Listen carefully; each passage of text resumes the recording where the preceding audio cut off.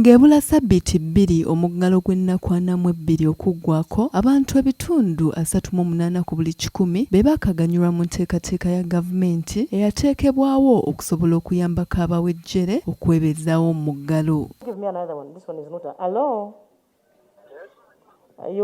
This is Honorable Nabanja, the Prime Minister of Uganda. Okay. I'm trying to confirm. Where are you? I'm in Gulu town. You are in Gulu also?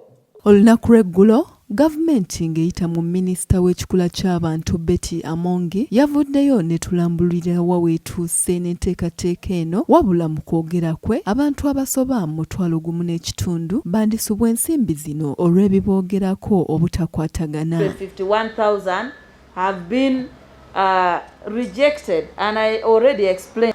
We made it very clear that for you to be paid through mobile money, you must provide a telephone number that matches your NIN number. Olunaku lwa leero tuwayizzaamu n'abamu ku bantu abaawandiisibwa nga balindirira ensimbi zino, wabula bennyamivu nnyo kuba bayinza okuviiramu awo nga tebaganyuddwa mu nteekateeka eno, engeri gye kiri nti ennaku z'omuggalo 42 zinaatera okuggwaayo. Ntirizaamu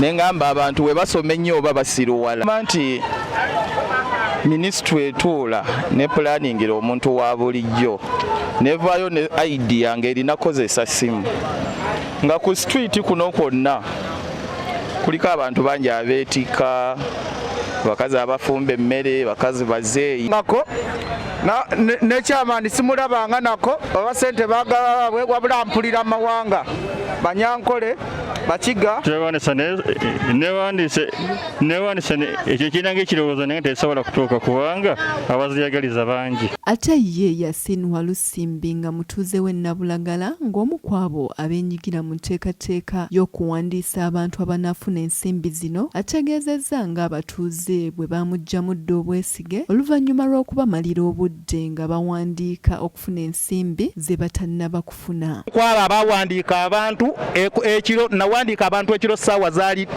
kuva ku ssaawa 3 paka ssaawa 6 ez'ekiro nga mpandiika bantu ezo zifuna era essuubi lyo zifuna siina, wabula kye balina ekigendererwa kyabwe kye baayagala kyatulema okutegeera kubanga baasalawo kuyamba mwavu naye ate omwavu tayambi.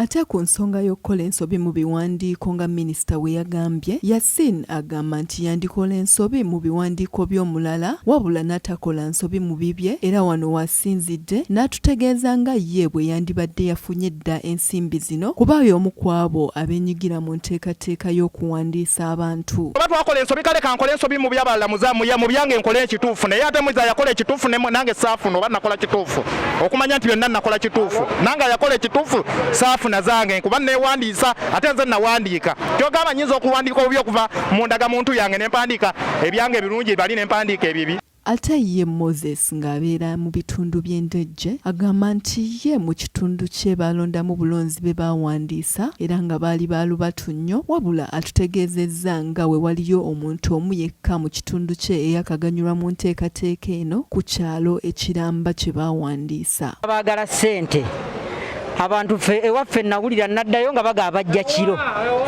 endejje abantu bajja kiro, abantu tebafuna ssente, ate abantu bali eri bali bubi nnyo, ate mu kikuboga batugoba bugobe ate metufuna ssente. Bongole naye ku kyalo Bongole gyensula muntu omu yekka gwe nalabyeko ye yafunye ssente era n'agamba noga nti babawandiika abantu nga 10 naye ye yekka gwe bakoze eki gwe bawadde, ate ye n'aga nti abalabe bawandiika babadde bubi nnyo n'okusinga ye. Doreen Josephine Nachiwala, STV Select Enjawulo.